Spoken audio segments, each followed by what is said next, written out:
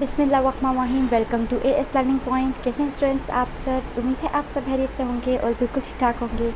तो आज एक और मैथ्स पज़ल के साथ मैं आपके पास आई हूँ। तो इस मैथ्स पज़ल को किस तरह से सॉल्व करना है ये तो मैं को पहले बता चुकी हूँ कि मैथ्स पज़ल आपके माइंड को खोलते हैं, आपको शार्प बनाते हैं, आपकी जो थिंकिंग का जो स्टाइल होता है वो थोड़ा चेंज होता है, थोड़ा इन्हेंस होता है। सो ये भी बड़ा ज़रूरी होता है आपके लिए कि आप मैथ्स पज़ल को सॉल्व करें और इनको अपने फ्रेंड्स के साथ भी सॉल्व करें। तो एक और मैथ्स पज़ल मेरे पास यहाँ पे है। तो अब भी क्या करूँगी मैं आपको 30 सेकेंड्स का टाइम दे रही हूँ। आपने 30 सेकेंड्स में इसको खुद से ट्राई करना है और आंसर मुझे कमेंट सेक्शन में बताना है, ठीक है। लेकिन अगर आपसे सॉल्व नहीं हो तो कोई मसला, कोई परेशानी की बात नहीं है, मैं आपको 30 सेकेंड्स के बाद खुद से सॉल्व करवाऊँगी।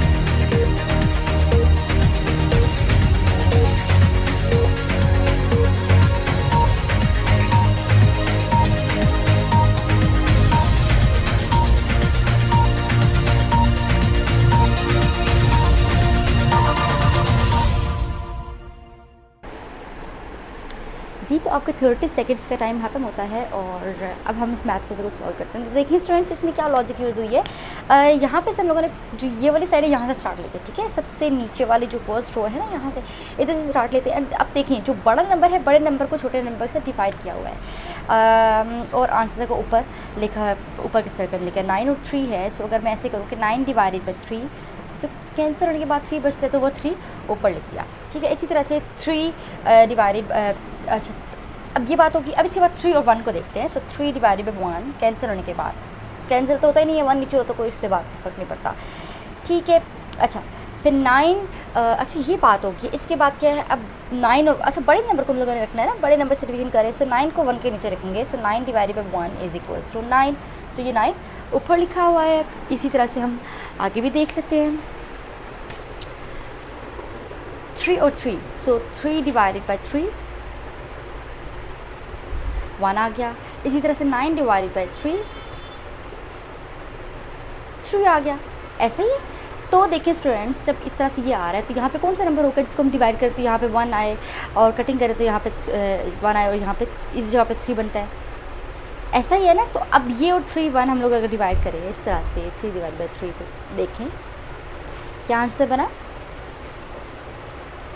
3। तो यहाँ जो क्वेश्चन मार्क है यहाँ पे हमारा आंसर आ जाएगा 3।